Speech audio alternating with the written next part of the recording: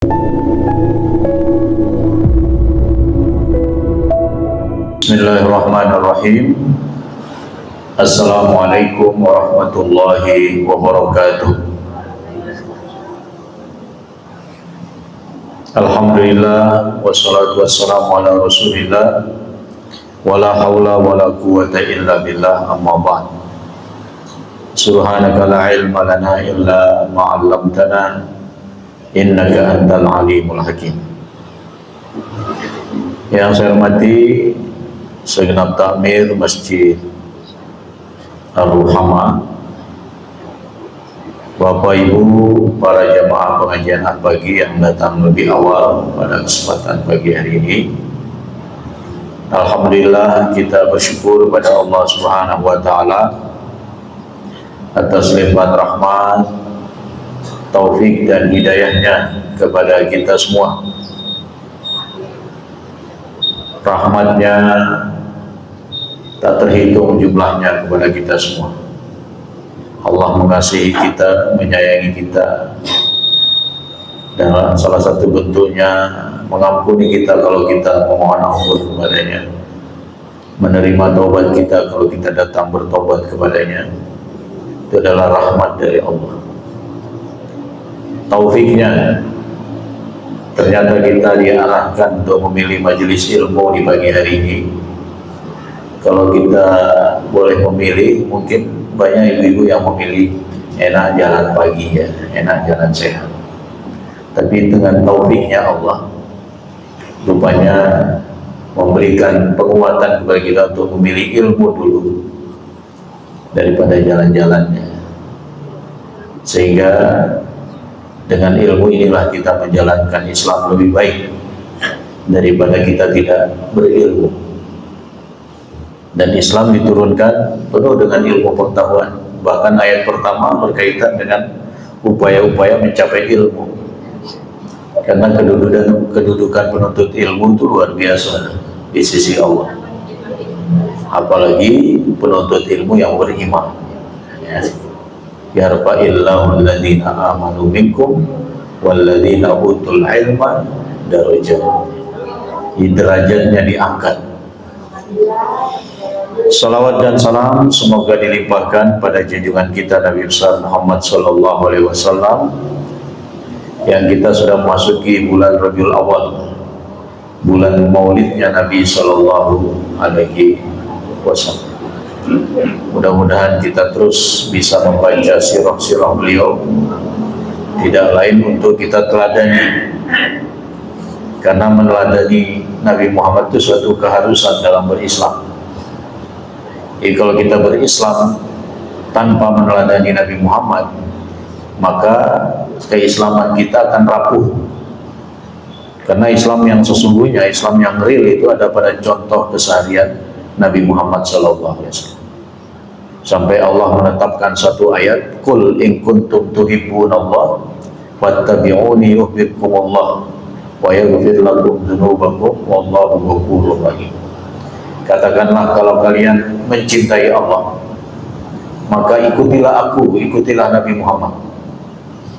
Allah akan mencintai kalian, mengampuni dosa-dosa kalian. Jadi nggak bisa berislam itu tanpa ittiba kepada Nabi Muhammad SAW. Islamnya akan rapuh, Islamnya akan mengarah pada kesesatan-kesesatan apabila tidak mencontoh, tidak mempedomani cara berislam Rasulullah Sallallahu Alaihi Wasallam. Bapak Ibu yang dirahmati Allah, pada pagi hari ini kita akan melanjutkan sesi kajian putusan tarjih tentang sholat, tidak lain untuk memperbaiki sholat kita. Karena sholat ini amalan yang paling sering kita lakukan. Di akhirat ini amalan yang pertama dihisab. Maka kita harus mempelajarinya sehingga tercapailah tata cara dan bacaan sholat kita lebih dekat dengan tata cara yang Nabi lakukan. Karena beliau sendiri menegaskan kepada kita umatnya, sholatlah kalian sebagaimana kalian melihatku sholat. Jadi nggak boleh ada cara-cara yang kita buat-buat untuk melaksanakan sholat itu. Semuanya ada pedomannya, bagaimana Nabi ruku, bagaimana Nabi sujud, bagaimana Nabi membaca bacaan tertentu dalam gerakan tertentu. Itu semua sudah Nabi contohkan. Tinggal kita mempelajarinya dan mengaplikasikannya dalam kehidupan ibadah kita sehari-hari. Kita masuk bagian ke-6 ya, membaca amin dan surat atau ayat. Setelah sebelumnya kita membahas tentang doa iftitah dan surat Al-Fatihah. Kira-kira masih ingat nggak, Bu? Bulan kemarin saya nggak sempat masuk karena ada musibah. Bapak mertua saya meninggal di Tulungagung sehingga harus berada di sana dan tidak bisa menemani Bapak Ibu untuk mengaji bersama di sini. Dan alhamdulillah pada bulan ini kita bisa bersama lagi dan mudah-mudahan bulan-bulan selanjutnya kita tetap bisa mengaji bersama. Amin. Ini satu teladan lah dari Ketua Umum Pimpinan Pusat Muhammadiyah saat ini, Pak Haidar Nasir, Prof. Haidar. Beliau pernah mengatakan setiap perbuatan baik akan memperoleh balasannya di dunia dan akhirat. Karena itu amal soleh apapun bentuknya tidak akan sia-sia. Mudah-mudahan hadir kita juga termasuk salah satu amal baik, termasuk salah satu amal soleh. Hadir kita di majelis ilmu ini dengan niat ikhlas mengharap ridha Allah, betul-betul menjadi catatan amal kebaikan kita yang memperberat timbangan di akhirat nanti. Allahumma amin. Nah, kita masih menyinggung sedikit bagaimana kiat khusyuk membaca surat Al-Fatihah. Tidak lain memahami bahwa surat Al-Fatihah itu sebenarnya langsung direspon oleh Allah setiap kita membaca ayat-ayatnya. Misalnya dalam hadis qudsi ini ya, yang diriwayatkan oleh Abu Hurairah ya, dalam hadis riwayat Ahmad dan Muslim, Allah mengatakan qasamtus shalah baini wa baina abdi. Aku membagi salat, maksudnya salat di sini Fatihah. Aku membagi Al-Fatihah antara aku dan hamba-hambaku menjadi dua bagian. Ketika hambaku itu membaca Alhamdulillahirabbil alamin, hadis ini menjadi dasar bahwa Bismillah itu bukan bagian dari Fatihah. Tapi kalau diterjem Muhammadiyah, Bismillah itu bagian dari Al-Fatihah. Maka Allah akan mengatakan hamidani abdi, hambaku telah memujiku. Jadi ibu-ibu ketika mengawali baca surat Al-Fatihah mengatakan Alhamdulillahirabbil alamin, itu langsung direspon oleh Allah. Wah, hambaku memujiku ini. Kemudian ketika seorang hamba membaca lanjutannya Ar-Rahman Ar-Rahim ya, Ar-Rahmanir Rahim, apa kata Allah? Asna alayya abdi, hambaku memujiku lagi. Kemudian ketika kita membaca lanjutannya Maliki Yaumiddin, Allah langsung merespon Majjadani abdi, hambaku memuji dan mengagungkanku. Ini tiga surat pertama dari Alhamdulillah, tiga ayat pertama dari Alhamdulillah itu pujian semua kepada Allah. Alhamdulillahirabbil alamin, Ar-Rahmanir Rahim, Maliki Yaumiddin, semuanya pujian kepada Allah. Dan Allah langsung mengapresiasi pujian kita itu dengan mengatakan hambaku telah memuji. Nah, ini mengarahkan kita untuk khusyuk dalam membaca Fatihah, karena langsung direspon oleh Allah. Kemudian ketika kita baca lanjutannya, iyyaka na'budu wa iyyaka nasta'in, Apa kata Allah? Hadza baini wa baina abdi wa li abdi ma sa'ala. Ini ayat ini, iyyaka na'budu wa iyyaka nasta'in, adalah antara aku dan hambaku. Kenapa Allah mengatakan antara aku dan hambaku? Karena iyyaka na'budu wa iyyaka nasta'in, yang kita sembah itu hanya Allah, yang kita meminta hanya kepada Allah. Nah, ini bagian Allah. Sedangkan kita akan memperoleh permohonan kita itu selama kita konsisten beribadah kepada Allah. Karena itu ayat ini oleh para ulama disebut sebagai Ummul Fatihah, induknya Al-Fatihah. Kalau Al-Fatihah itu sendiri induknya Al-Quran, Ummul Kitab, ya. Maka ayat iyyaka na'budu wa iyyaka nasta'in itu Ummul Fatihah, induknya Fatihah. Inti Fatihah itu ada pada iyyaka na'budu wa iyyaka nasta'in. Selebihnya kita berdoa, ihdinas siratal mustaqim, siratal ladzina an'amta 'alaihim ghairil maghdubi 'alaihim waladdallin. Apa kata Allah dengan kita baca bagian akhir ini? Hadza li abdi wa li abdi ma sa'ala. Bagian yang ini untuk hambaku, ya, dan untuk hambaku apa yang dia minta, yaitu meminta petunjuk.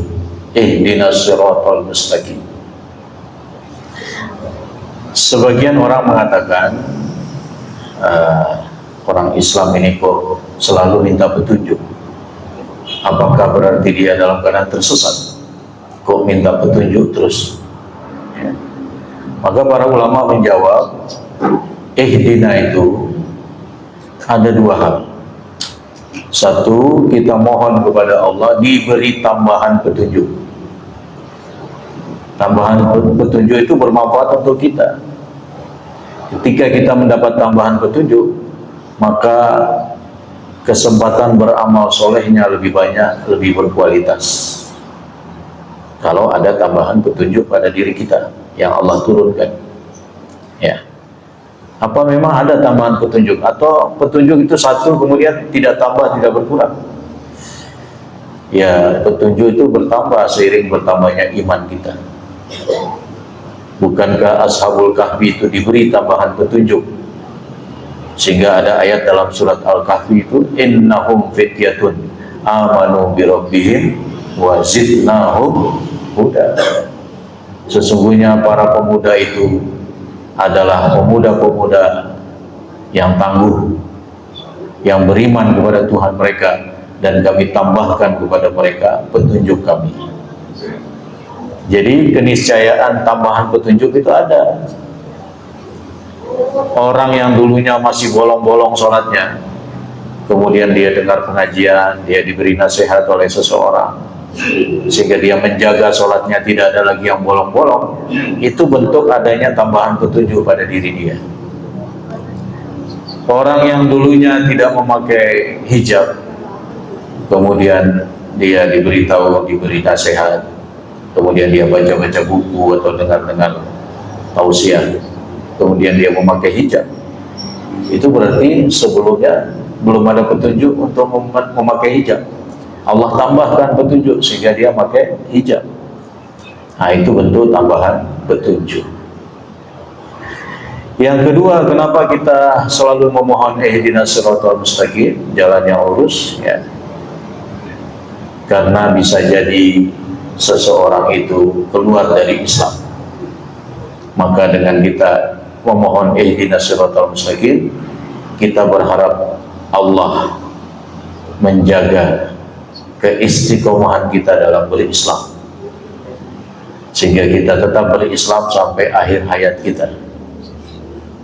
Jadi di samping tadi kita meminta tambahan petunjuk Islam seiring dengan peningkatan iman, kita juga minta diistiqomahkan oleh Allah dalam Islam. Jangan terpengaruh berbagai godaan sehingga keluar dari Islam. Na'udzubillah min. Karena Allah sendiri berwasiat kepada kita semua, wala tamutunna illa wa antum muslimun. Jangan kalian wafat, jangan kalian tinggalkan dunia ini kecuali tetap dalam keadaan Islam.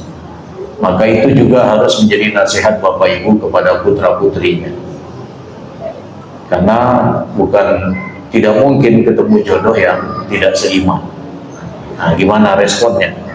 Apakah mengikuti jodoh itu karena cintanya sehingga dia keluar dari Islam, atau mencari solusi tetap Islam kemudian dia menjadi mu'allaq dan kemudian menikah? Itu solusi yang terbaik, ya, daripada memperturutkan rasa cintanya tapi sampai mengorbankan keislamannya. Ada nggak yang seperti itu? Ada. Nah, kita pilih Islam, kita pilih jalan Islam, walaupun batal menikah dengan calon anak kita itu, tapi anak kita terselamatkan akidahnya, terselamatkan dari wasiat Allah agar tidak meninggalkan Islam sampai wafat. Ya. Maka pesan wasiat Allah ini kepada kita juga kita teruskan pada anak cucu kita. Jangan sampai karena sebab materi duniawi mereka sampai meninggalkan Islam. Nah, supaya kuat keislamannya memang harus belajar Islam. Jangan menjadi muslim tidak belajar Islam, karena keislamannya lambat laun akan rapuh. Sehingga kalau ada pengaruh sedikit saja, apakah itu dari misionaris, apakah itu dari orang lain, apakah itu dari liberalisme, bisa keluar dari Islam, bisa menganggap semua agama sama. Padahal Allah berfirman, inna dina indallahil Islam, agama yang diridhoi oleh Allah. Nah, karena itu ketika kita membaca Al-Fatihah di bagian yang akhir, mulai dari ihdinas siratal mustaqim yang merupakan doa hamba, ya, kita hayati bahwa kita berharap mendapat tambahan petunjuk, bahwa kita berharap terjaga keistiqomahan kita dalam berislam, dan itulah yang menyelamatkan, insya Allah menyelamatkan kita di akhirat kelak, tetap Islam, ya. Karena orang Islam meskipun masuk neraka tidak kekal, ya. Orang bertauhid tidak syirik, mungkin karena keburukannya lebih banyak, timbangan kebaikannya minim, ya, maka bisa jadi dia masuk neraka dulu, tapi tidak khalidina fiha. Dia nanti akan dikeluarkan atas perintah Allah, atas izin Allah. Yang khalidina fiha itu orang kafir. Innal ladzina kafaru min ahlil kitab wal musyrikin fi nari jahannam khalidina fiha ulaika hum syarrul bariyah. Dia yang kekal. Tapi ya kita jangan berharap menjadi muslim kemudian transit di neraka dulu, ya. Ya, usahakanlah sedapat mungkin bisa langsung masuk ke dalam surga dengan memperberat timbangan kebaikan. Fa amma man thaqulat mawazinuhu wa huwa fi isyatir radiyah. Jadi kalau berat timbangan kebaikan, ya, ringan timbangan keburukan, maka tempatnya dalam kehidupan yang dia ridhoi, yaitu surga. Tapi kalau sebaliknya, wa amma man khaffat mawazinuhu wa ummuhu hawiyah, tempatnya neraka hawiyah kalau ringan timbangan kebaikannya. Maka semua yang kita lakukan, termasuk hadir kita di majelis ini, mudah-mudahan menjadi pemberat timbangan kebaikan kita. Allahumma. Karena itu harus ceria setiap Ahad pagi, ya, bisa hadir ke Masjid Ar-Ruhamah ini. Baik, itu review kita terhadap surat Al-Fatihah yang sudah kita bahas, ya. Saya bacakan ini untuk memperkuat lagi. Hadis ini menunjukkan bahwa Al-Fatihah adalah rukun sholat karena Allah menyebut Al-Fatihah dengan kata sholat. Putusan Tarjim Muhammadiyah mewajibkan makmum baca Fatihah dengan dua fatwa, dua cara. Satu, mengiringi imam ayat per ayat, ya.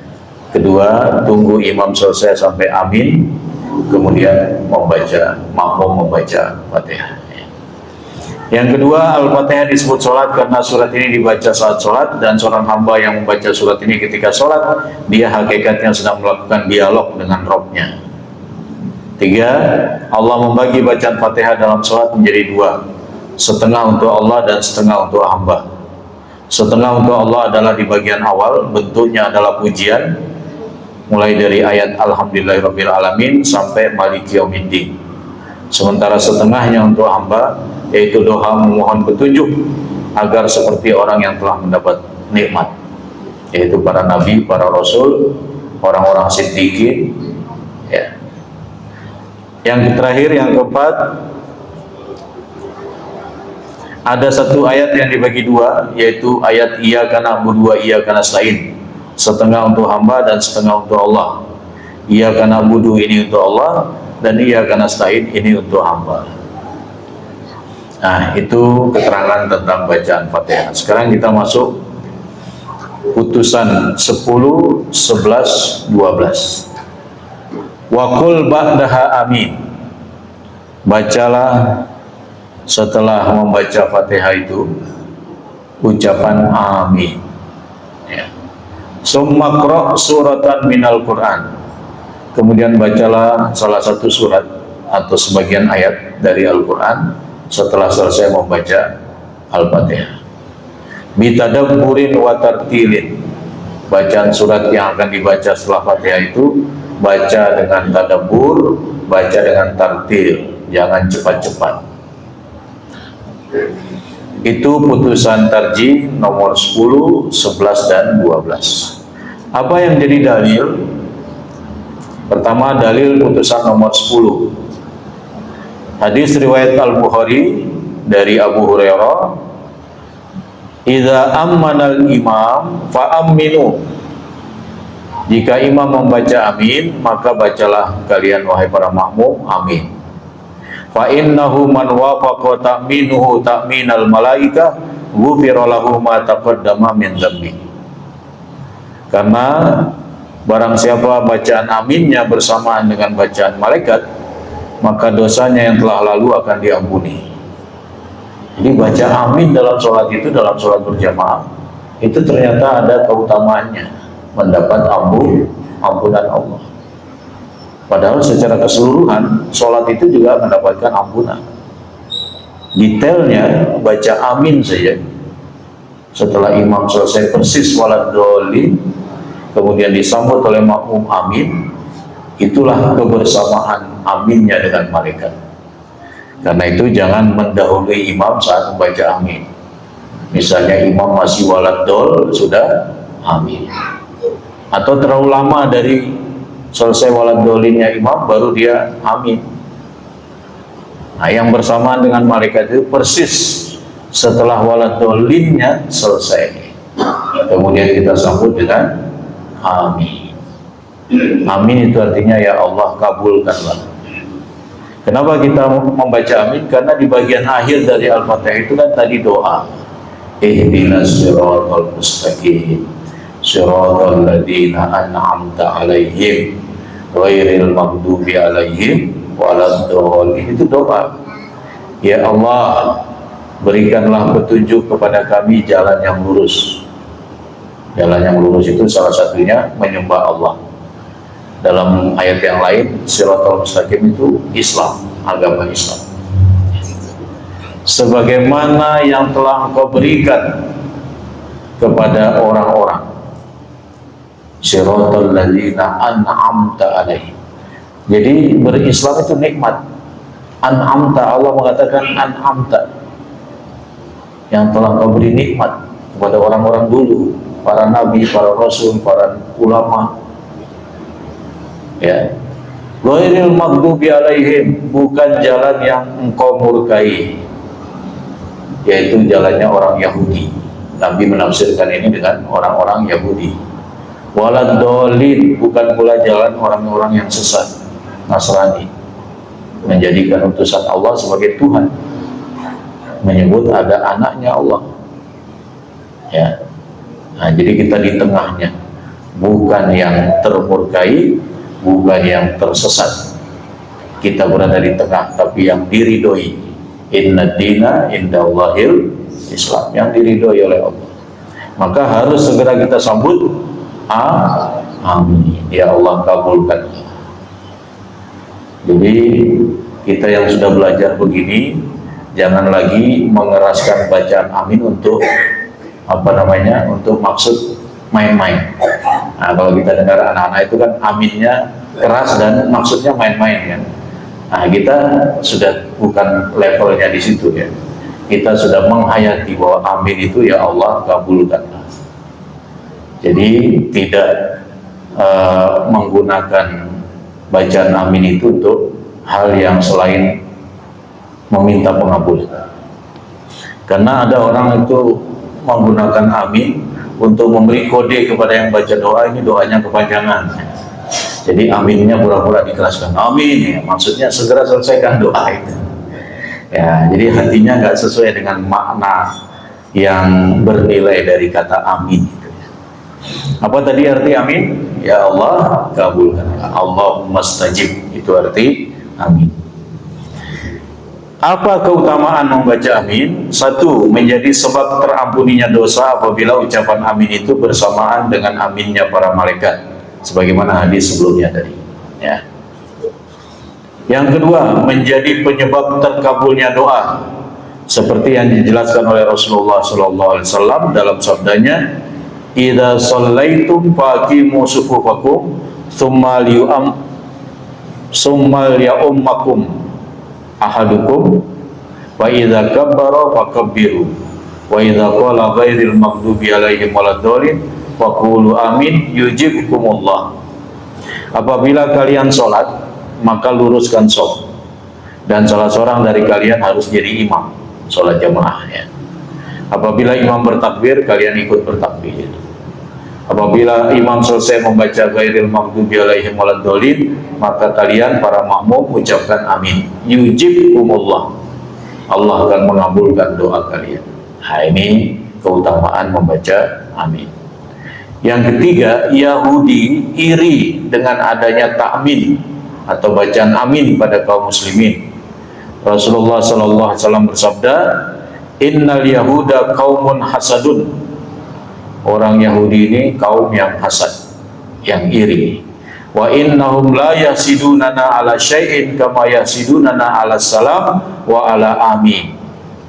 Dan orang Yahudi ini tidaklah iri kepada kami kaum muslimin sebagaimana kuatnya iri mereka, karena mereka iri dengan adanya salam pada kaum muslimin dan bacaan amin. Jadi di Yahudi itu nggak ada assalamualaikum, di Yahudi tidak ada amin ya. Jadi ini istimewa sekali, karena itu jangan main-mainkan amin lagi ya. Baik, kemudian dalil putusan 11, yaitu membaca surat atau sekelompok ayat setelah bacaan Fatihah. Tapi kalau kita jadi makmum ya, untuk sholat yang imam membaca keras seperti subuh, maghrib, isya, itu nggak usah baca surat, cukup dengarkan dari imam. Tapi kalau surat Fatihahnya kita baca ya. Nah, untuk surat yang setelah Fatihah kita cukup mendengar dari imam. Kalau sholat zuhur, sholat asar, karena imam tak terdengar bacanya, ya kita baca surat juga. Tapi sepanjang imam memberikan komando untuk ruku, tidak perlu dituntaskan. Misalnya kita baca sabbihis ya, sementara imam baca qul huwallahu ahad, kira-kira mana yang lebih dulu selesai? Ya, yang baca qul huwallahu ahad. Maka kita nggak usah selesaikan sampai ayat terakhir ya, sampai imam memberi komando ya kita tuntaskan di situ aja ya, karena kita harus mengikuti atau mengiringi gerakan imam. Apa yang menjadi dalil bahwa setelah baca Fatihah itu baca surat, khususnya dalam 2 rakaat pertama? Ini hadis riwayat Al-Bukhari. Kana yaqra fi zuhri fil ulayaini bi ummil kitab wa suratain, adalah Nabi di sholat zuhur di rakaat dua rakaat pertama itu selain baca Fatihah Ummul Kitab juga membaca surat. Sedangkan di 2 rakaat terakhir 3, 4 ya, itu cuma baca Fatihah. Nah, ini dalilnya. Wa fi rakaatil ukhrain bi Ummul Kitab. Di 2 rakaat terakhir, maksudnya rakaat 3 dan 4 untuk sholat zuhur, juga asar, juga isya ya, itu hanya baca Ummul Kitab saja, hanya baca Fatihah. Wa yusmi'unal aya ahyanan, kadang-kadang memperdengarkan bacaan ayat itu. Wa yutawwil fi rakaatil ula ma la yutawwil fi rakaatil tsaniyah. Nabi memperpanjang di rakaat pertama dan tidak memperpanjang di rakaat kedua. Artinya rakaat pertama itu sunnahnya lebih panjang dari rakaat kedua. Karena itu kalau Bapak Ibu sholat, katakanlah sholat sunnah misalnya, ya rakaat pertamanya Al-Qari'ah, rakaat keduanya jangan amma yatasa'alun, nanti akan lebih panjang. Walaupun boleh, sholatnya sah, tapi yang sunnah, untuk mendapatkan sunnah, rakaat pertama yang lebih panjang, rakaat kedua yang lebih pendek, itu sunnahnya. Tapi kalau sewaktu-waktu terjadi lebih panjang rakaat kedua, sholatnya tetap sah, tidak membatalkan sholat. Wa hakadza fil asri, demikian juga di waktu asar. Wa hakadza fis subhi, demikian juga di waktu subuh, rakaat pertamanya lebih panjang daripada rakaat kedua.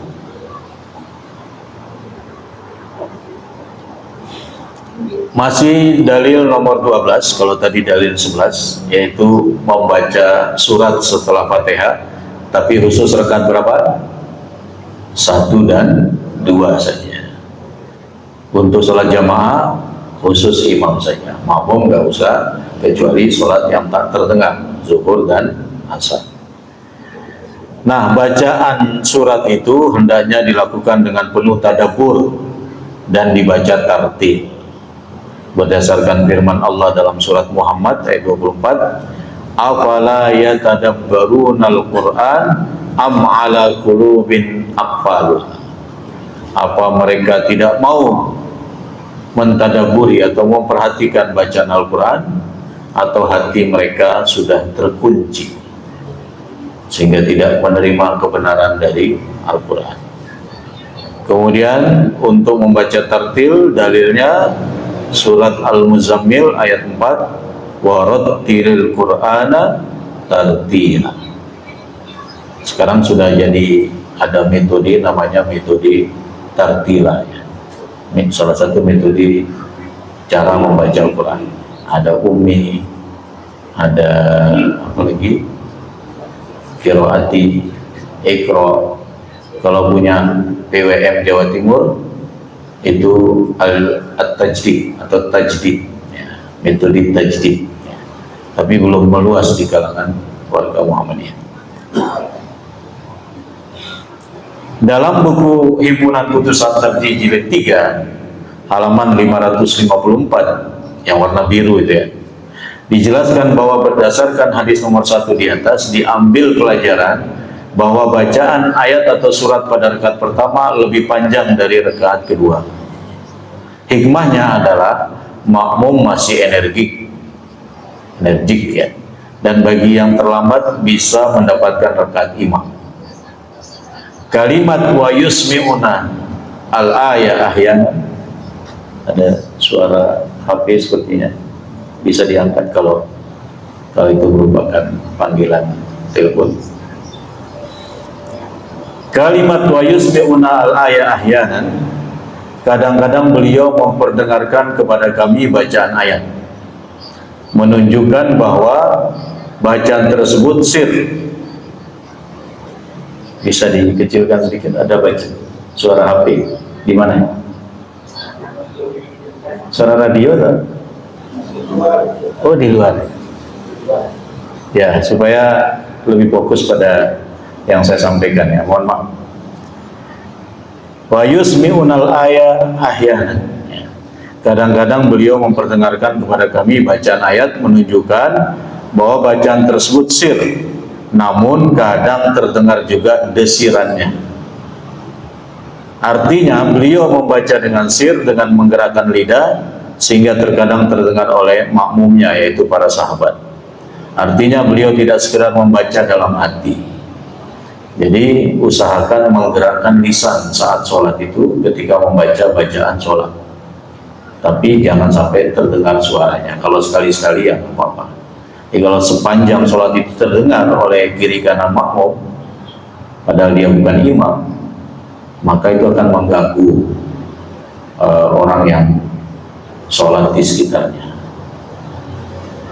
Tapi bukan berarti kemudian baca dalam hati, ya, tetap menggerakkan lisan. Bisa nggak kita baca menggerakkan lisan tapi tidak sampai mengganggu kiri kanan kita? Bisa. Itu yang dilakukan. Ya, pokoknya lisannya bergerak, dua bibirnya juga bergerak, menandakan kita sedang membaca, tapi dengan suara yang pelan yang kita dengar sendiri. Dalam buku HPT jilid 3, oh ini sudah tadi ya. Lantas bagaimanakah hukum membawa mushaf saat membaca Al-Quran dalam sholat? Boleh nggak?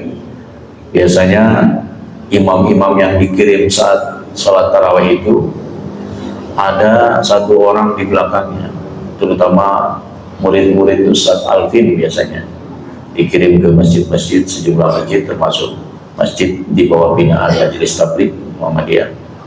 Itu ada orang di belakangnya yang mengarahkan atau membetulkan bacaan imam yang sedang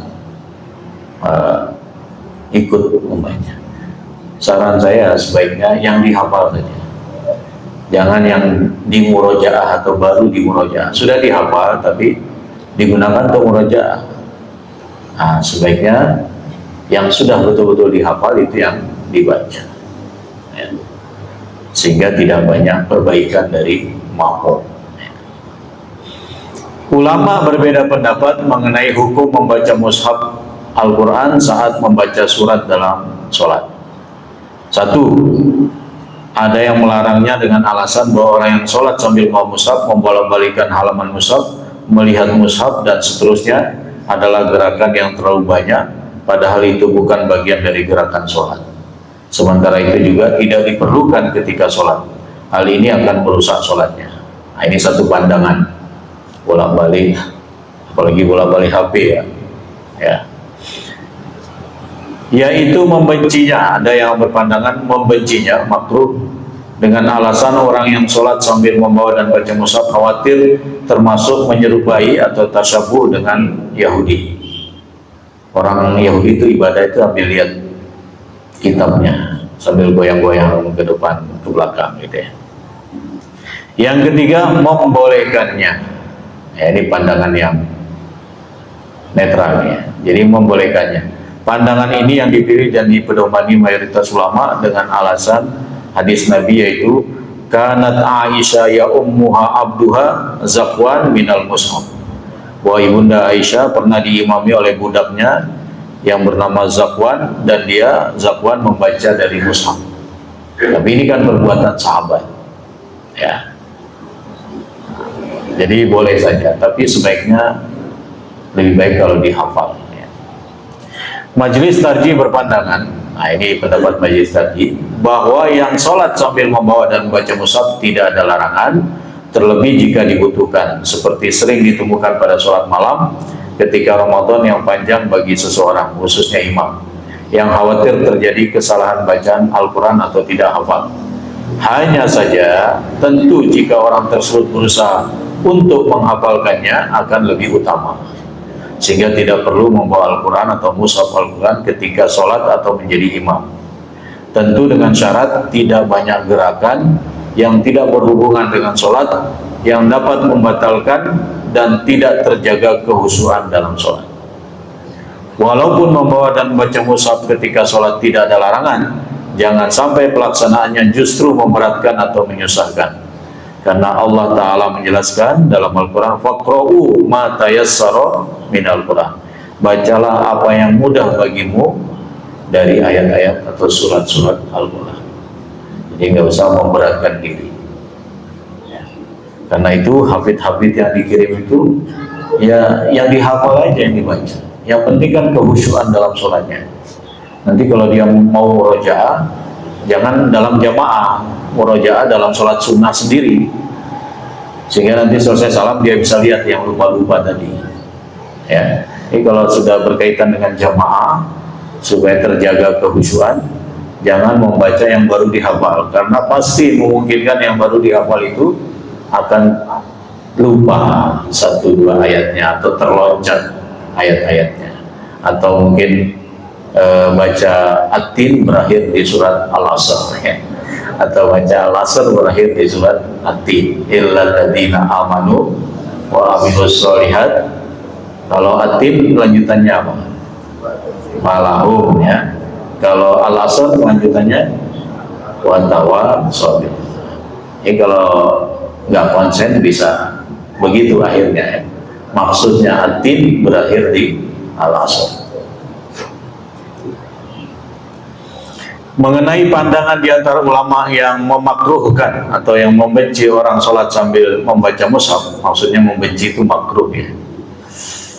Karena khawatir termasuk tasabuh menyerupai dengan ahli kitab, merupakan pandangan yang tidak berdasar, kata majelis tarjih. Membaca Al-Quran terlalu jauh untuk disebut meniru ahli kitab, apalagi dibandingkan seperti membaca kitab atau buku lainnya. Hal ini karena membaca Al-Quran termasuk amal sholat, sementara kitab buku-buku lain tidak termasuk bagian dari sholat. Sebagaimana kita boleh membaca buku umum yang bermanfaat, dan itu tidak termasuk tasabuh atau menyerupai ahli kitab. Maka membaca Al-Quran lebih layak untuk tidak disebut meniru kebiasaan orang kafir. Yaitu bantahan majelis tarjih terhadap pendapat yang memakruhkan, karena dikhawatirkan menyamai orang Yahudi dalam ibadahnya. Hukum membaca surat. Apa hukum membaca surat setelah Al-Fatihah? Sebenarnya dalam setiap rakaat sholat, bacaan Al-Fatihah sudah mencukupi, karena kewajiban membaca surat dalam setiap rakaat hanya surat Al-Fatihah. Abu Hurairah radhiyallahu anhu memberikan penjelasan sebagai berikut: fi kulli sholatin qiraatun. Dalam setiap sholat atau rakaat sholat itu ada bacaannya. Wama asma'anan Nabi sallallahu alaihi wasallam asma'nakum. Apa yang Nabi perdengarkan kepada kami ketika sholat, itulah juga yang kami perdengarkan kepada kalian. Jadi sholat kami ini seperti sholat Nabi, kata para sahabat, ya, terutama Abu Hurairah. Wama akhfa minna akhfainahu. Apa yang Nabi tidak baca, tidak terdengar bacanya, kami juga tidak memperdengarkannya. Wa man qara'a bi ummul kitab faqad ajzat anhu. Siapa yang hanya baca Fatihah saja saat sholat, terutama rakaat 1 dan 2, itu sudah cukup. Wa man zada fa huwa afdal. Siapa yang mau menambah, itu lebih utama. Berarti apa hukum membaca surat setelah Al-Fatihah? Sunnah aja. Tidak ada kalau lupa kemudian sujud sahwi, enggak, ya. Jadi membaca surat lain selain Al-Fatihah dalam rakaat pertama dan kedua itu hukumnya sunnah saja, bukan wajib. Adakah surat tertentu yang harus dibaca? Adapun bacaan apa setelah Al-Fatihah, karena hal tersebut adalah sunnah saja hukumnya, maka diperbolehkan membaca surat apa saja yang dia inginkan dan memang sudah dia hafalkan. Faqra'u ma tayassara minal Qur'an. Bacalah apa yang mudah dari Al-Quran. Al-Muzammil ayat 20. Akan tetapi dalam beberapa riwayat memang ada ayat-ayat tertentu yang biasa dibaca oleh Rasulullah setelah bacaan Al-Fatihah pada saat beliau sholat. Misalnya, ya, anna Rasulullah sallallahu alaihi wasallam qara'a fi rak'atay al-fajr qul ya ayyuhal kafirun wa qul huwallahu ahad. Nabi kalau sholat qobliyah subuh, qobliyah fajar, yang 2 rakaat itu, rakaat pertamanya baca qul ya ayyuhal kafirun, dan rakaat keduanya membaca qul huwallahu ahad. Kenapa? Karena sholatnya ringan saja. Jadi ayatnya pendek, suratnya pendek.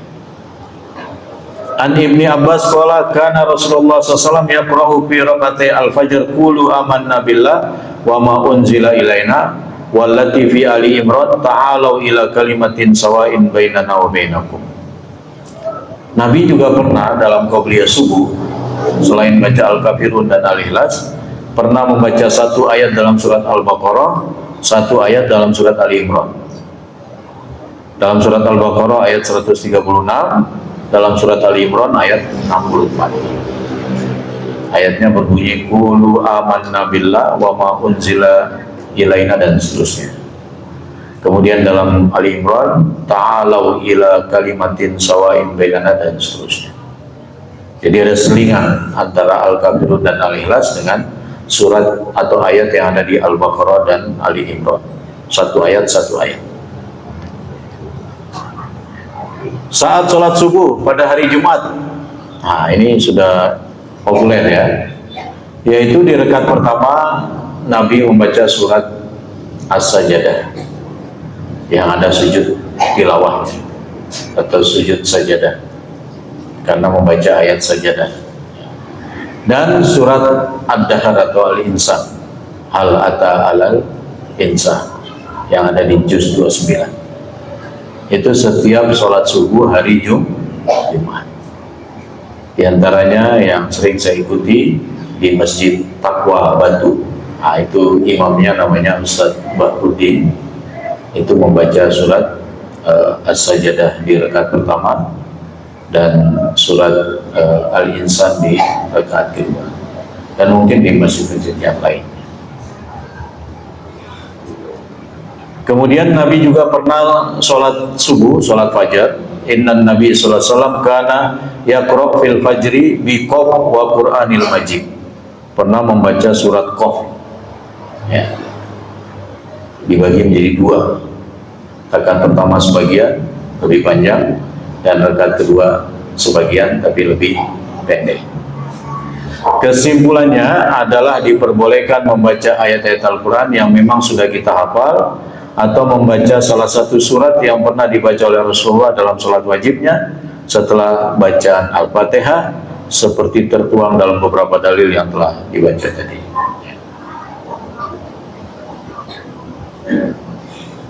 Kemudian bagaimana kalau dalam 2 rakaat membaca surat yang sama? Pernah nggak Bapak Ibu baca surat yang sama? Rakaat pertama Qul huwallahu ahad, rakaat kedua juga Qul huwallahu ahad. Secara umum bacaan surat apa saja setelah Al-Fatihah dibolehkan, karena hal tersebut adalah sunnah saja hukumnya. Maka diperbolehkan membaca surat apa saja yang diinginkan dan memang sudah dihafal. Dalilnya faqra'u ma tayassara minal Qur'an. Coba ikuti faqra'u ma tayassara minal Qur'an. Bacalah apa yang mudah dari Al-Quran. Jadi menjalankan Islam itu tidak memberatkan, termasuk dalam sholat. Diperbolehkan bagi orang yang sholat untuk membaca surat tertentu setelah Al-Fatihah pada rakaat pertama, kemudian membaca surat yang sama di rakaat kedua. Dalil dibolehkannya praktek tersebut adalah hadis yang diriwayatkan oleh Abu Daud nomor 816 dari seorang laki-laki dari Juhainah, bahwasanya ia mendengar Nabi Shallallahu Alaihi Wasallam membaca Idza Zulzilatil Ardh, yaitu surat Al-Zalzalah, pada kedua rakaat sholat subuh. Dan aku tidak tahu apakah Rasulullah SAW itu lupa ataukah beliau membacanya dengan sengaja. Dihasankan oleh Syekh Al-Albani dalam Sahih Abi Daud. Syekh Al-Albani rahimahullah menulis dalam kitab beliau Sifat Sholat Nabi. Tampaknya Nabi SAW melakukannya dengan sengaja sebagai bentuk pensyariatan, artinya boleh. Ya, kadang-kadang kita lupa kan, tadi kayaknya sudah surat ini kok saya baca lagi, gitu kan? Ya, artinya itu tidak sampai membatalkan sholat walaupun suratnya sama persis dengan surat di rakaat pertama yang dibaca di rakaat kedua.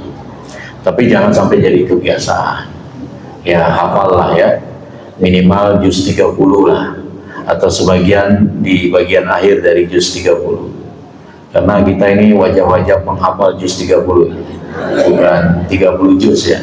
Biarlah anak-anak kita, cucu-cucu kita yang nanti harus ada yang menghafal. Disarankan untuk menghafal yang 30 juz. Kalau Bapak Ibu ini saya lihat wajah-wajah juz 30. Ya lebih kasihan lagi wajah-wajah kul bawahan, wajah trikul. Ya pelan-pelan ditambah.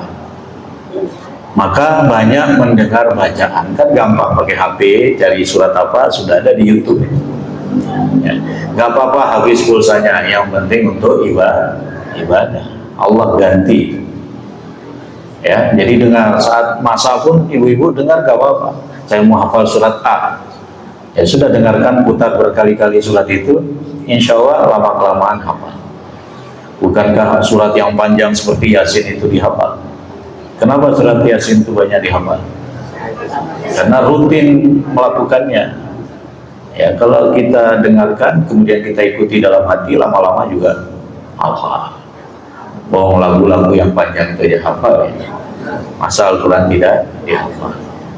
Jadi kalau bisa sebelum kita wafat, juz 30 yang terdiri dari 37 surat itu kita hafal. Karena ada satu kaidah usul fikih yang mengatakan kalau kita tidak bisa mengambil semuanya, jangan ditinggalkan semuanya. Kalau kita tidak bisa menghafal 30 juz, maka jangan semuanya ditinggal 30 juz, tidak ada yang dihafal. Hafallah minimal juz 30. Kan sama aja 30 kan. Jadi monggo ya, 37 surat hafal dari yang mudah dulu, misalnya At-Takatsur sampai An-Nas, supaya kuat hafalannya pakai dalam sholat. Karena itu sholatnya diatur, nanti sholat sunnah ini saya baca surat ini, selanjutnya sholat sunnah berikutnya saya baca surat ini. Jadi jangan sholat sunnah itu senemunya surat, karena saya yakin yang ketemu pasti kalau nggak Al-Kautsar ya Al-Ikhlas, itu terus yang dibaca. Jadi kalau diatur seharian sholat sunnah ini, semua yang sudah dihafal sudah terbaca dalam sholat, berapapun yang Bapak Ibu hafal. Sehingga apa? Yang sudah dihafal itu nggak hilang, karena hafalan kalau nggak dipakai pasti hilang. Nah, supaya nggak hilang, pakai dalam sholat sunnah. Dan ini sekaligus mendorong kita memperbanyak sholat sunnah, karena ingin murojaah hafalan yang ada itu. Menurut Imam Ahmad, sebaik-baik membaca Al-Quran itu dalam sholat. Ya, kalau kita sholat jamaah kan nggak bisa bebas. Tapi kalau sholat sunnah kita bebas, dan tidak harus satu rakaat itu satu surat. Nabi pernah membaca 3 surat di rakaat ketiga sholat witir, surat Al-Ikhlas, surat Al-Falaq, dan surat An-Nas. Artinya boleh satu rakaat itu berapa surat pun. Nabi juga pernah sholat malam baca Al-Baqarah, lanjut Ali Imran. Yang jadi makmum waktu itu Huzaifah, sahabat Huzaifah. Agak menyesal juga, wah sebaiknya tadi saya sholat sendiri aja. Ketika sudah akhir Al-Baqarah, Huzaifah berharap Nabi ruku, ternyata Nabi melanjutkan surat Ali Imran.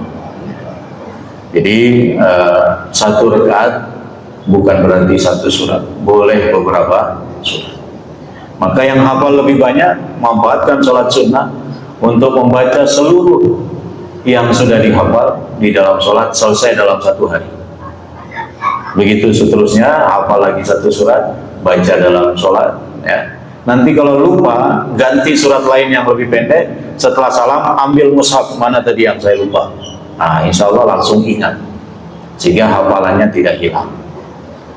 Ya, siap menghafal Bapak Ibu? Semoga Allah memberi taufik, karena Al-Quran sudah dimudahkan. Untuk dihafal pun insya Allah mudah. Ya, yang penting berkelanjutan, sehingga hari-harinya penuh dengan Al-Quran. Al-Quran menjadi syafaat nanti pada hari kiamat. Dan itu satu-satunya kitab langit yang sampai ini masih terjaga, sampai detik ini masih terjaga. Dan menurut prediksi hadis, suatu saat akan hilang. Nah, sebelum Al-Quran itu menghilang, baik mushafnya maupun dari dalam pikiran para penghafalnya, maka manfaatkan Al-Quran itu untuk kita hafal sekarang. Jadi bulan depan saya hadir sudah setengah juz amma yang dihafal. Insya Allah ya. Baik. Ada pula salah seorang sahabat Nabi yang membaca surat Al-Ikhlas di setiap rakaatnya. Nah, ini kesenangan kita ini di sini. Karena setiap rakaat baca surat Al-Ikhlas. Tapi nanti kita lihat bedanya. Baru kemudian membaca surat lainnya. Jadi surat Al-Ikhlas itu hanya pembuka aja. Dia kemudian baca surat yang lain. Ini bedanya dengan kita. Kita hanya baca surat Al-Ikhlas di setiap rakaat.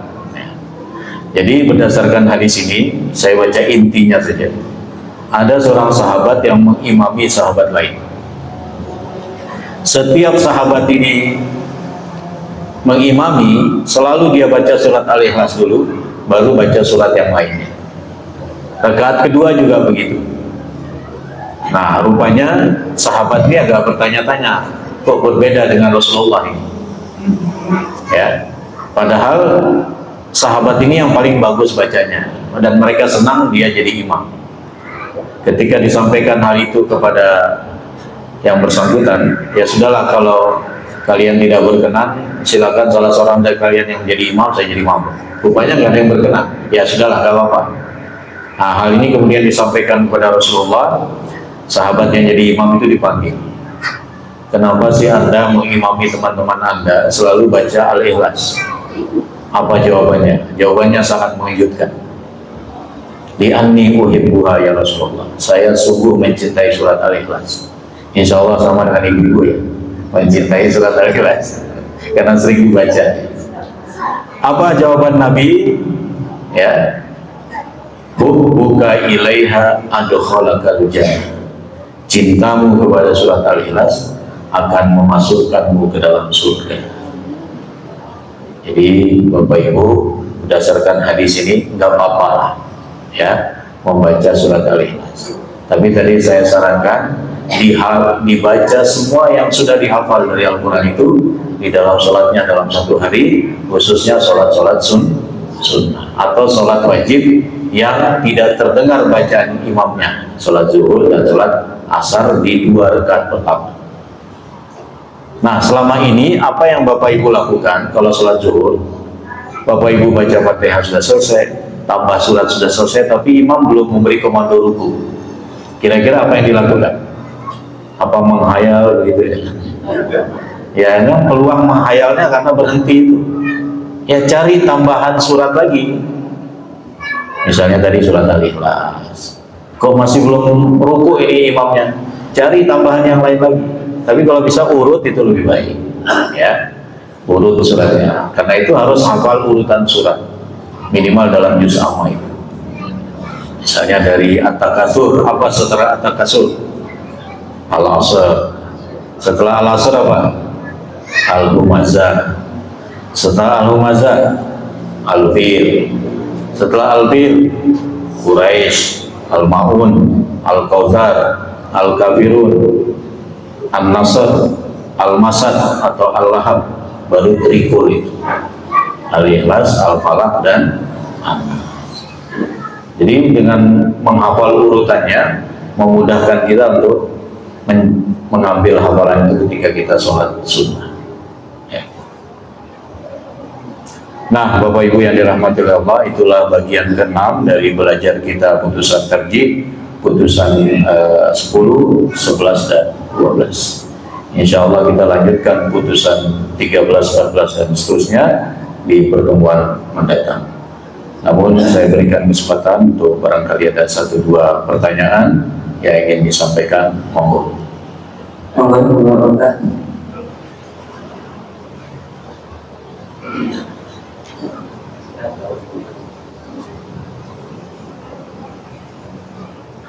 Assalamualaikum Ustaz. Waalaikumsalam.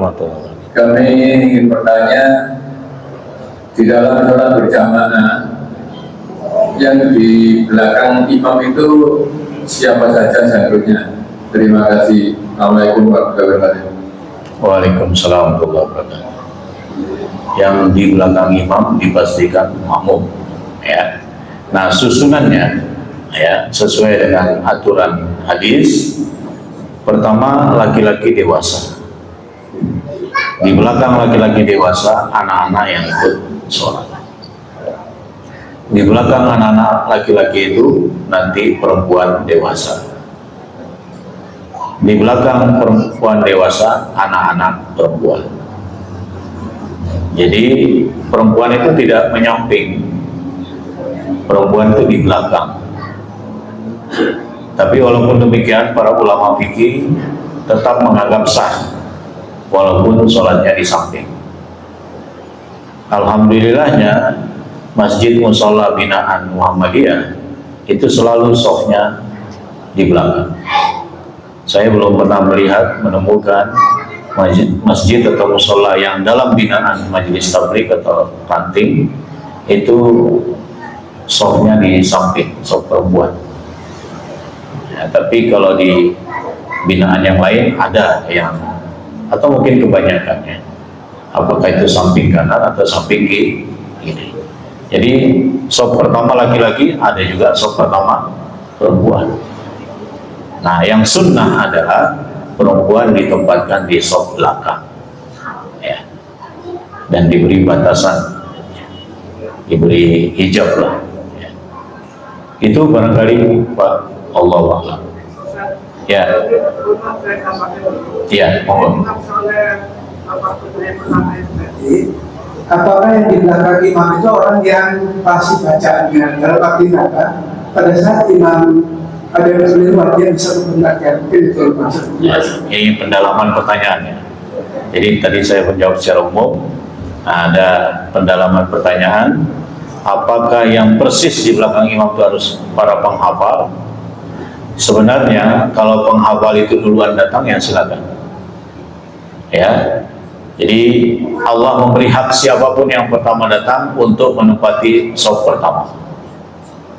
Tapi sebaiknya yang di belakang imam itu yang kira-kira nanti bisa membenarkan bacaan imam kalau imam itu salah atau keliru dalam bacaannya. Itu lebih utama dia. Karena itu yang mau ambil shaf pertama sementara tidak termasuk penghafal Quran yang bisa memperbaiki, ya ambil, jangan terlalu tengah lah. Ambil shaf pertama tapi agak ke kanan geser atau agak ke kiri geser, sehingga tetap nanti ada sesuatu. Dan bagi mereka yang diharapkan memperbaiki bacaan imam, ya datang lebih awal, ya, supaya tidak memutus kesempatan yang datang lebih awal untuk mengambil shaf pertama, karena shaf pertama beda dengan shaf kedua dan seterusnya. Tapi alhamdulillahnya setiap kita sholat jamaah selalu dapat shaf pertama. Kenapa? Itu enaknya di Indonesia, ya. Setiap kita sholat pasti dapat shaf pertama. Maksudnya yang bapak-bapak, ya. Nggak ada berebut, itu nggak ada. Bahkan kalau sholat Jumat itu senang di belakang nyenden gitu ya. Padahal shaf pertama itu terdekat dengan imam itu ada keistimewaannya. Ya, bukan asal datang pertama kemudian nyenden di belakang. Ya, sebaiknya ambil shaf pertama. Jadi hal-hal sederhana seperti ini harus kita ketahui karena ada keutamaannya. Jadi orang yang cenderung mengetahui keutamaan suatu amal cenderung melakukannya dibanding yang tidak mengetahui. Saya kira itu. Ada lagi? Oke, monggo. Monggo Pak. Assalamualaikum warahmatullahi wabarakatuh. Waalaikumsalam. Tentang bacaan Fatihah tadi, Ustaz. Waktu imam membaca Fatihah, kita mendengarkan dengan khusyuk dan hikmat. Lalu setelah amin, apa perlu membaca lagi?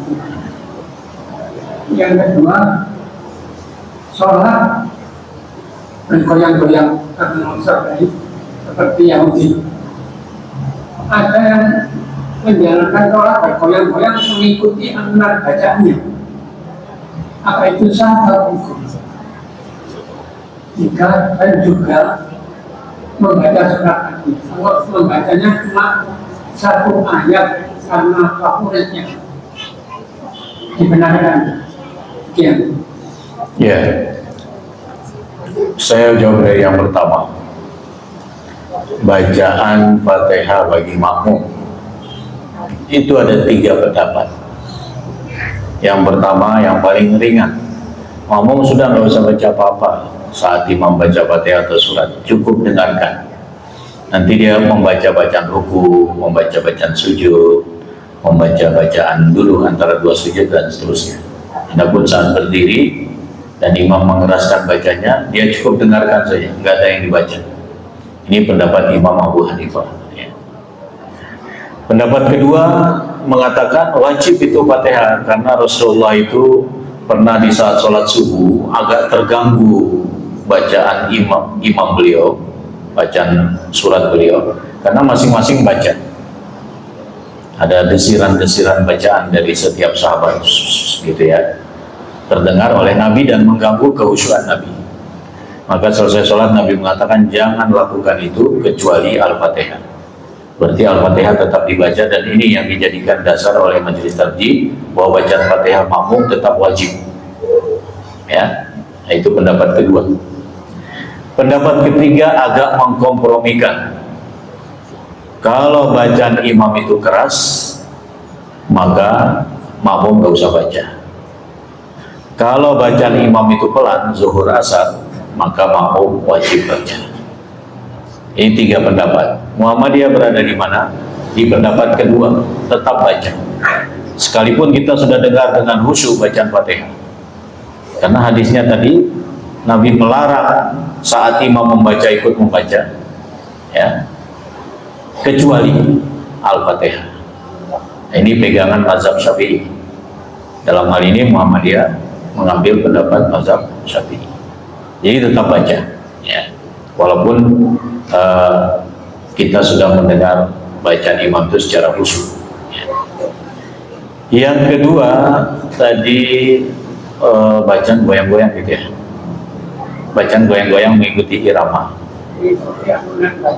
alunan bacaan, terutama yang membaca, terutama imam. Sebaiknya diam, ya, biar lisannya saja yang berucap. Tapi kalau itu jadi kebiasaan agak berat juga, karena sudah sering begini gitu ya. Jadi setiap baca mengikuti irama itu, maka dengan mencoba diam itu lebih baik. Artinya tidak bergerak saat membaca itu yang lebih utama. Karena kebiasaan itu agak sulit untuk dihilangkan. Ya. Yang kedua tadi apa ya? Ya, yang kedua tadi. Hah? Oh ya, surat favorit ya. Kalau memang itu yang dihafal nggak apa-apa. Dia belum menghafal yang lain nggak apa-apa. Tapi kalau masih ada hafalannya yang lain, ya, maka sebaiknya ikut membaca surat yang lain. Karena sahabat tadi kan cuman mengawali saja bacaan Al-Ikhlas itu, meskipun setiap rakaat dia baca. Tapi ada surat lain yang menyertai surat Al-Ikhlas itu setiap rakaatnya. Itu yang dilakukan oleh para sahabat, oleh imam di antara sahabat tadi. Dan itu dibenarkan oleh Rasulullah, bahkan diapresiasi dengan mengatakan cintamu kepada surat Al-Ikhlas memasukkanmu ke dalam surga. Ya. Kalau hanya itu yang dihafal, monggo. Karena dalam Al-Quran tadi faqra'u ma tayassara minal Quran. Tapi kalau ada surat-surat lain sebaiknya bergantian. Walaupun tidak ada ketentuan khusus harus baca surat ini, harus baca surat itu. Jadi prinsipnya boleh, tapi lebih utama kalau dia hafal surat yang lain, jangan surat itu saja. Karena semua ayat Al-Quran itu berkah. Quran itu mubarak, kitabun anzalnahu ilaika mubarakun. Jadi apapun yang kita baca insya Allah mendapatkan keberkahan. Ya, wallahu a'lam. Monggo. Oh, masih ada?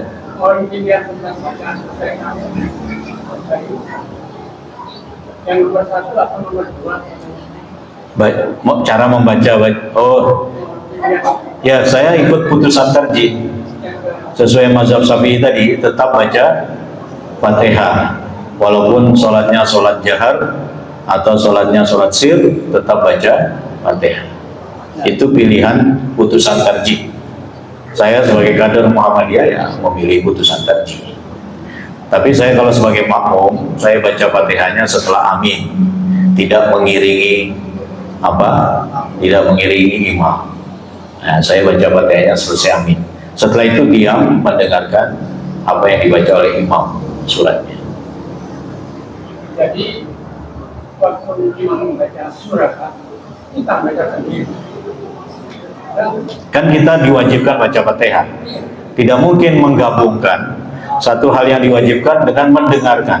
Ya sudah, kita baca dulu Fatihahnya, nanti toh ada kesempatan mendengarkan juga. Gak apa-apa. Imamnya itu cuma baca Quran yang banyak.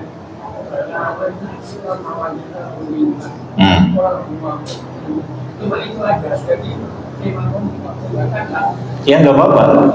Kita nggak selesaikan Fatihah juga nggak apa-apa.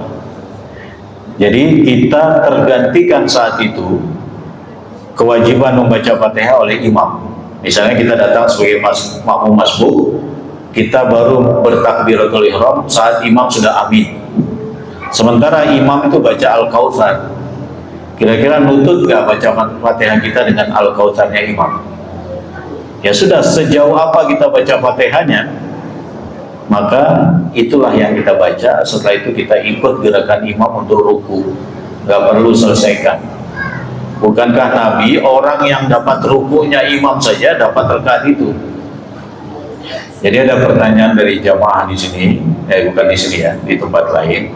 Gimana Ustaz kalau kita dapat rukunya imam sementara kita nggak dapat Fatihah? Saya jawab, kita sudah terwakili oleh imam untuk kasus itu. Rakaat yang kita dapati itu sudah terwakili Fatihahnya oleh imam, sehingga kita hanya menambah yang kurang saja. Rakaat itu terhitung selama kita tidak buru-buru ngejar imam untuk ruku, ya. Selama kita masih dapat imam sedang ruku, kita ikut ruku, maka itu dapat rakaat yang sedang berjalan, ya. Nah, jadi nggak usah mengulangi rakaat itu karena alasan nggak dapat Fatihah, ya. Fatihahnya terwakili oleh imam.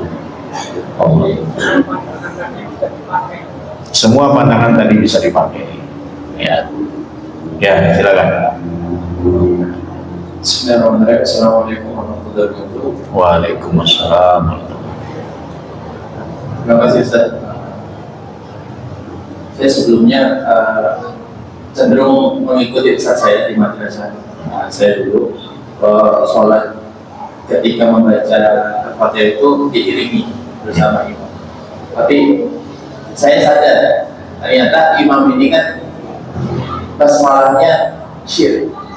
Apakah ketika kita mengikuti imam ini kita menyematkan baca basmalah terlebih dahulu atau tidak? Seperti itu.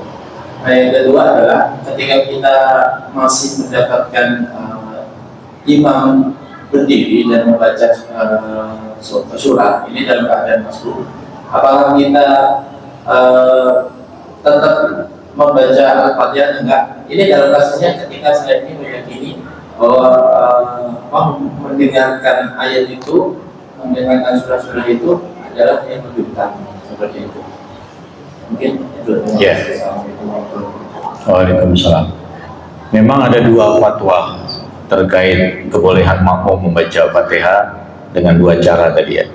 Satu, dengarkan dulu imam sampai selesai waladhdallin, amin, baru makmum baca Fatihah. Fatwa yang sama dengan satu rangkaian fatwa itu mengiringi bacaan Fatihah imam ayat per ayat. Tadi ditanyakan, ya biasanya imam ini sir basmalahnya. Nah, jadi kita saat membaca katakanlah doa iftitah, itu kita selesaikan doa iftitah dan ta'awuz saja. Nah, setelah itu Bismillah dan Fatihahnya nanti kita gabung. Sekalipun imam sir bacaan Fatihahnya, nanti saat dia memulai Alhamdulillah kita langsung baca dua ayat, itu Bismillah dengan Alhamdulillah. Nah, itu dia atur seperti itu, nggak apa-apa ya. Tapi saya tadi nyampaikan, saya cenderung yang setelah amin baru membaca Fatihah. Itu fatwa yang lain dari fatwa tarjihnya. Bagaimana kalau kita berpendapat atau berpandangan bahwa mendengar surat lebih utama dari membaca Fatihah? Ya dibalik, membaca Fatihah itu karena Nabi tadi sampai marah-marah, jangan kalian keras-keraskan bacaan itu kecuali Fatihah. Artinya Fatihah itu tetap dibaca sebagai bagian dari sholat. Nah, jadi baca itu dulu Fatihah sampai selesai. Setelah itu kalau ada kesempatan imam masih membaca, baru kita dengarkan. Kalau imam sudah turun untuk ruku, ya kita ikuti aja. Kita nggak dapat saat itu mendengarkan bacaan imam, karena dia baca surat pendek, sementara kita baca Fatihah yang terdiri dari 7 ayat.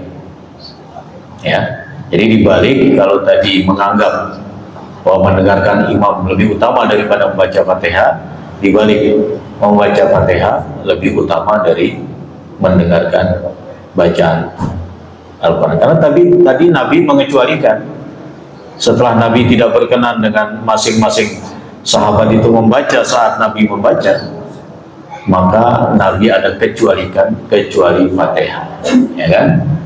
Bagaimana mengkompromikan? Baca Fatihahnya dulu, setelah itu dengarkan bacaan suratnya imam. Saya kira ya. Ibu-ibu, Ada ibu-ibu? Cukup?